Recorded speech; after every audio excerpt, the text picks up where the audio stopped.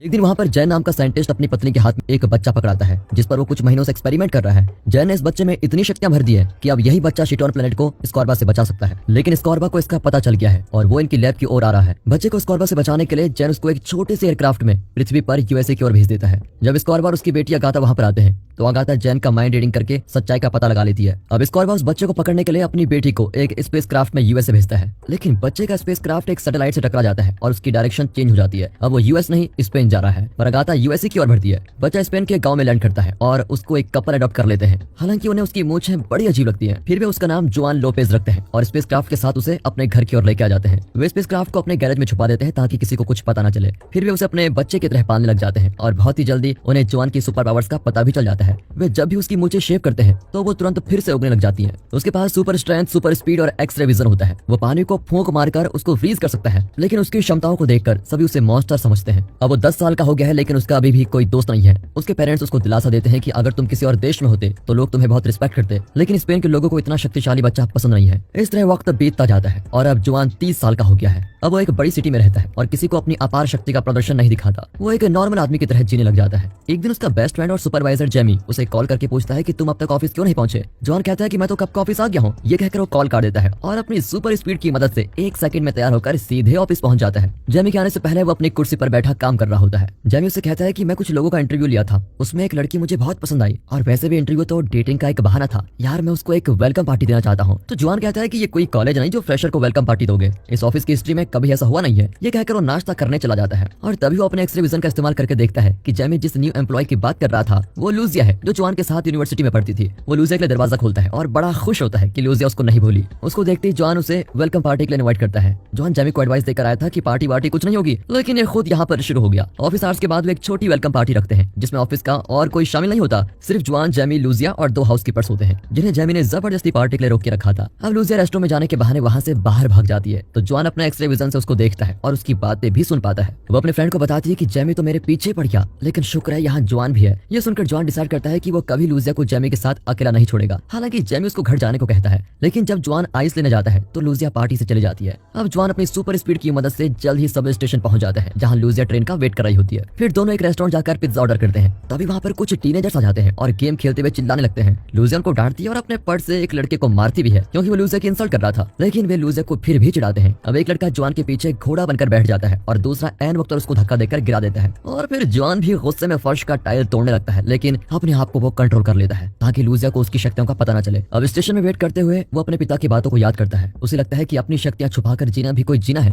तभी अचानक एक सबवे ट्रेन उसके सामने से गुजरती है और साफ पता चल रहा है कि वो ड्राइवर के कंट्रोल में नहीं है। उसको जाते ही जोआन को चिप नाम की कंपनी का एक एड दिखता है जिसमें लिखा हुआ है कि आज अपनी काबिलियत को साबित करने का सबसे अच्छा दिन है। अब जोआन तुरंत ट्रैक पर कूदकर भागने लगता है। सुपर स्पीड की वजह से वो अगले स्टेशन पर जल्दी पहुंच जाता है और आती हुई ट्रेन को रोकने की पूरी कोशिश करता है, पर ट्रेन तो उसको खींच कर लेके जाती है। फिर भी वो अपनी सुपर स्पीड को यूज करके अगले स्टेशन पर पहुंच जाता है और इमरजेंसी फायर होस की मदद से ट्रेन को ब्लॉक करने की पूरी कोशिश करता है और इस बार उसका आइडिया काम कर जाता है। ट्रेन रुक जाती है और क्रैश होने से बाल बाल बचती है। अब सभी जोआन को घूरते हैं कि ये है कौन। फिर जोआन अपनी पहचान छुपाने के लिए एक आदमी की कैप निकालकर पहन लेता है और वहां से चला जाता है। अगले दिन इस सुपर हीरो की खबर पूरी दुनिया में फैल जाती है। दूसरी ओर अगाथा बड़ी हो गई है और चिट कंपनी की सीईओ बन गई है। दरअसल चिट दुनिया की सबसे बड़ी इलेक्ट्रॉनिक कंपनी है। वो अभी भी जोआन को ढूंढ रही है। इस न्यूज की वजह से उसे पता चल गया है कि वो आदमी जोआन ही है जिसने ट्रेन को बचाया। अब वो अपने रोबोट क्लोन्स को लेकर स्पेन जाने का फैसला करती है। अगले दिन ऑफिस में भी सबवे के सुपर हीरो की चर्चा होती रहती है, पर लूजिया बड़ी परेशान है क्योंकि लाख समझाने के बाद भी जेमी उसे तंग कर रहा होता है। इतना नहीं, उसने लूजिया के लिए ढेर सारे ऑफिस कार्ड्स भी छुपा दिए हैं। अब लूजिया जोआन को एक कार्ड देती है। न्यूज देखकर लूजिया कहती है कि स्पेनिश सुपर हीरो सुनने में बड़ा अजीब लगता है। सुपर हीरोज या तो अमेरिकन, ब्रिटिश या जापानीज होते हैं। जर्मन भी ठीक है, लेकिन स्पेनिश कभी नहीं।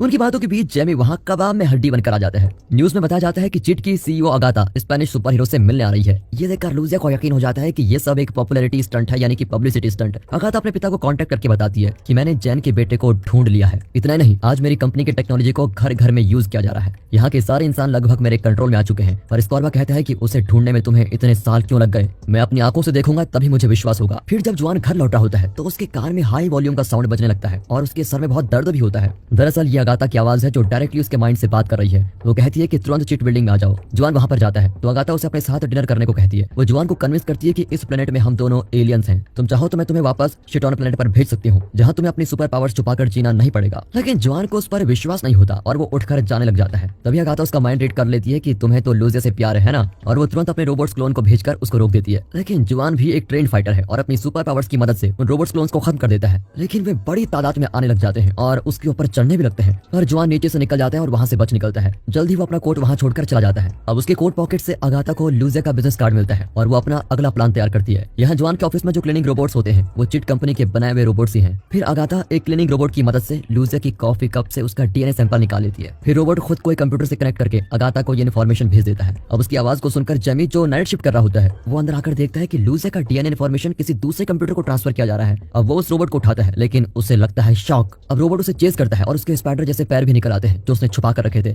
जेमी घबराकर हाउसकीपर्स को बुलाता है और तीनों मिलकर रोबोट को लगातार पीटते हैं। आखिर वो पूरी तरह टूट जाता है, लेकिन तब तक लूजिया के डीएनए की पूरी इन्फॉर्मेशन ट्रांसफर हो जाती है। जेमी लूजिया को वार्न करना चाहता है लेकिन वो फोन नहीं उठाती। यहाँ जवान भी लूजिया को ढूंढ रहा होता है क्योंकि उसने लूजिया के साथ डिनर करने का वादा किया था, लेकिन जा नहीं पाया। इतने में लूजिया रेस्टोरेंट से आ ही जाती है और उसने आज बहुत पी रखी है। जवान उससे माफी मांगता है लेकिन वो जवान को अपने साथ रात बिताने को कहती है। जवान कहता है कि तुम अपने होश में नहीं हो और मैं तुम्हारी हालत का फायदा नहीं उठाना चाहता। अब वो उसे बुज़दिल कहती है, उसे गलत साबित करने के लिए। फिर जवान उसको किस कर देता है। यहाँ जेमी ये सीन देख लेता है और उसको बहुत बुरा लगता है। बेचारा लूजिया को वार्न करने के लिए रोबोट लेकर आया था और तभी वहाँ पर आगाथा आ जाती है और जेमी का माइंड रीड करती है। उसे पता चल गया है कि जेमी भी लूजिया से प्यार करता है, इसीलिए वो इस बात का फायदा उठाती है। वो जेमी को लालच देती है कि मैं लूजिया जैसी एक क्लोन बना सकती हूँ और अगर तुम मेरी मदद करोगे तो असली लूजिया तुम्हारी हो जाएगी। अगले दिन जवान अपने पेरेंट्स के घर पर जाता है और उनसे पूछता है कि असल में मैं हूँ कौन। पहले तो वे जवाब नहीं देना चाहते थे, लेकिन बाद में वे सच बता ही देते हैं कि हाँ तुम एक एलियन हो। फिर वे उसे स्पेसक्राफ्ट भी दिखाते हैं जिसके अंदर बैठकर वो पृथ्वी पर लैंड हुआ था। जवान एक बटन दबाता है तो जैन का होलोग्राम उसको सब कुछ एक्सप्लेन करता है। वो बताता है कि तुम्हें शिटोन वापस आकर हमारे प्लेनेट को स्कॉर्बा से बचाना है। जवान की माँ कहती है कि तुम एक सुपर हीरो हो और तुम्हें जाकर शिटोन को बचाना चाहिए। वो स्पेसक्राफ्ट से उसका कॉस्ट्यूम निकालती है और जवान के लिए एक सुपर हीरो ड्रेस भी बनाकर देती है। माँ ये लाल तौलिया मेरे पीछे क्यों लटक रहा है, मैं उड़ना तो जानता ही नहीं। बेटा एक बार कोशिश तो करो। इस तरह उसको हिम्मत देकर उसके पेरेंट्स छत पर भेज देते हैं। वो बेचारा भी भगवान भरोसे कूद जाता है और धड़ करके जमीन पर गिरता है, लेकिन उसको कुछ नहीं होता। वो उठकर चलने लगता है। तभी कुछ बच्चे उसके कॉस्ट्यूम का मजाक उड़ाते हैं। उन्हें चिढ़ाने के लिए जवान अपनी उंगलियों से सींग जैसी मुद्रा बनाता है और तभी उसके पैर जमीन से ऊपर उठते हैं। ये देखकर तो बच्चे भाग ही जाते हैं। जब जवान दोनों हाथों में वही मुद्रा बनाता है तो वो रॉकेट की तरह उड़ने लगता है, पर वो अपनी स्पीड को कंट्रोल नहीं कर पाता और पानी में गिर जाता है। दूसरी बार वो किसी आइलैंड पर जाकर गिरता है। थर्ड चांस में वो अपने घर पहुंचता है, लेकिन दरवाजे से नहीं खिड़की से। उसकी माँ उसके सुपर हीरो ड्रेस के ऊपर दूसरे कपड़े पहनाती है और तभी लूजिया जैसी दिखने वाली रोबोट क्लोन वहाँ पर पहुंच जाती है। जवान को उसका बर्ताव अजीब लगता है, लेकिन वो इस बात को इग्नोर कर देता है और उसे अपने कमरे में लेके जाता है। फिर जवान उसे अपने बारे में सारी सच्चाई बता देता है। तब लूजिया रोबोट बिल्कुल वही कहती है जो अगाथा चाहती है। वो जवान को कन्विंस करती है कि तुम्हें अपने प्लेनेट में लौटकर अपने लोगों की मदद करनी चाहिए। वैसे जवान कल रात के किसके बारे में सोच रहा होता है और लूजिया को छोड़कर नहीं जाना चाहता।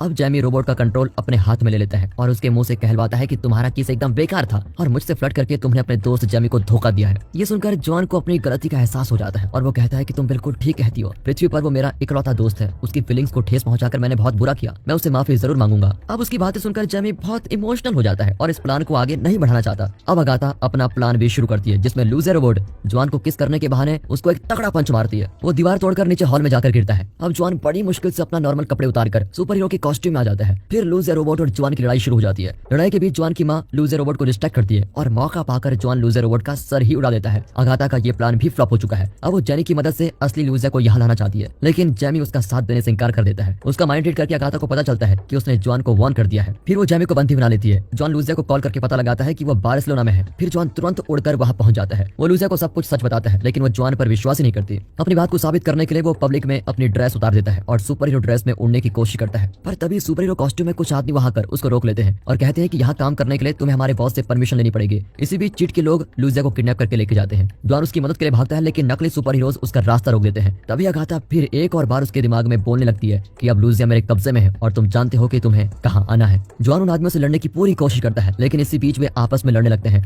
मौका पाकर जवान वहाँ से उड़न छू जाता है। फिर वो सीधे चिट ऑफिस पे पहुंचता है जहाँ लूजिया और जेमी को बांध कर रखा गया है। दोनों जवान को खबरदार करते हैं कि एलिवेटर से बाहर मत निकलो, ये अगाथा का ट्रैप है। लेकिन जवान अपने दोस्तों को बचाने के लिए निकल जाता है। तभी बड़े स्पीकर से बहुत हाई पिच में आवाजें आती है और जवान के कान में तेज दर्द होने लग जाता है। अपने दोस्त को तड़पते हुए देखकर जेमी लूजिया से कहता है कि क्या तुम मूवीज नहीं देखती? इस सिचुएशन में तुमको एक मोटिवेशनल स्पीच देनी होगी जिससे जवान की हिम्मत बनी रहे। अरे उसे बताओ कि तुम उसे कितना प्यार करती हो, कुछ तो बोलो यार, वरना मेरा दोस्त मारा जाएगा। लेकिन सारी कोशिश बेकार जाती है। अब जेमी जवान को इंसल्ट करता है कि तुम सुपर हीरो नहीं सुपर जीरो हो जो इतनी सी आवाज को सह नहीं सकते। ये सुनकर तो जवान के अंदर अपनी सुपर हीरो की आग जग जाती है। अब जेमी और लूजिया रियलाइज करते हैं कि ये दूसरे सुपर हीरोज की तरह नहीं है जो प्रशंसा से काम चलाते हैं। इसकी जितनी ज्यादा इंसल्ट करो ये उन्हें गलत साबित करने के लिए अपनी ताकत दिखाएगा। इस सच्चाई को जानने के बाद तो लूजिया भी जवान की खूब इंसल्ट करती है। इंसल्ट पे इंसल्ट काम कर जाती है और जवान अपनी पूरी ताकत लगाकर एक दीवार को तोड़ देता है। फिर वो दोनों को लेकर वहाँ से उड़ जाता है और उन्हें अपने घर लेके जाता है। लेकिन अगाथा को इस बारे में कुछ पता नहीं होता क्योंकि इस वक्त वो सिक्योरिटी कैमरास पर अपने पिता स्कॉर्बा को आते हुए देख रही रही है। लेकिन स्कॉर्बा के पास इमोशनल होकर अपनी बेटी को गले लगाने में कोई इंटरेस्ट नहीं है। वो सिर्फ जॉन के बारे में पूछता है। अगाथा उसे अपने मेन चैम्बर में लेके जाती है, लेकिन वो तो बच निकले। अब स्कॉर्बा अगाथा को ताने मारता है कि मुझे पता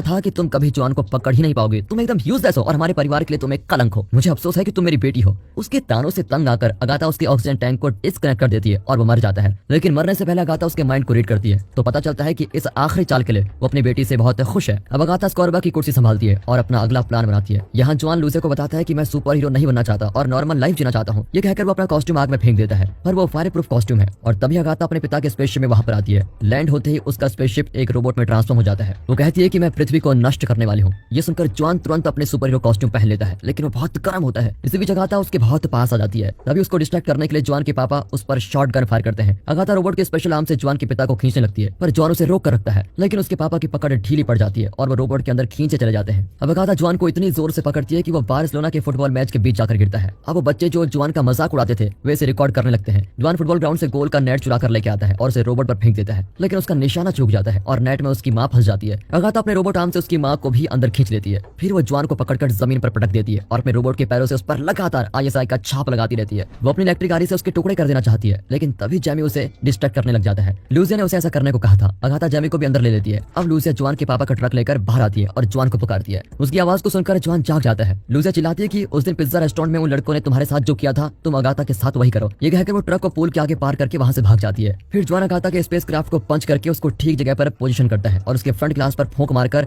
बर्फ जमा कर देता है। फिर वो उसको धक्का देता है और रोबोट ट्रक से टकराकर पूल में गिर जाता है। इस तरह स्पेस क्राफ्ट डैमेज हो जाता है। जॉन के पेरेंट्स और जेमी पूल से बाहर निकलते हैं, लेकिन सब बिल्कुल ठीक होते हैं। अगाथा भी पानी से बाहर निकलती है। जॉन की माँ उससे विनती करती है कि तुम जाकर अपने प्लेनेट को बचाओ। मेरा आशीर्वाद हमेशा तुम्हारे साथ है बेटा। बेटा एक माँ की ममता। अरे सुनो माँ, ज्यादा डायलॉग मत झाड़ो प्लीज। ना तुम निरूपा रॉय हो और ना ही अमिताभ बच्चन। मैंने सब कुछ प्लान कर लिया है, तुम अपनी ममता अपने पास रखो। कई दिन बाद अगाथा अपने पिता के स्पेसशिप में शिटॉन पहुंच जाती है और उसके साथ होता है वो नकली सुपर हीरो जो पार्क में काम किया करता था। अगाथा सबको बताती है कि यही जॉन है और आज से ये इस प्लेनेट का लीडर है। पृथ्वी पर जॉन अब एक सर्टिफाइड सुपर हीरो है, लेकिन पब्लिक और मीडिया उसे ज्यादा पसंद नहीं करती। वो और लूसिया डेटिंग करने लगे हैं, लेकिन जॉन सुपर हीरो की ड्यूटी पूरी कोशिश करके निभाता है और हमेशा डेट के लिए लेट पहुंचता है और लूसिया की डांट खाता है। एक वेटर उन्हें बताता है कि किसी ने आपका बिल पे कर दिया और तभी एक आदमी जॉन को पुकारता है और कहता है कि मैं तुम्हारा एहसान कभी नहीं भूलूंगा। ये कहकर वो गायब हो जाता है और अपने पीछे एक चुस्नी छोड़ देता है। और इसी के साथ ये मूवी यहाँ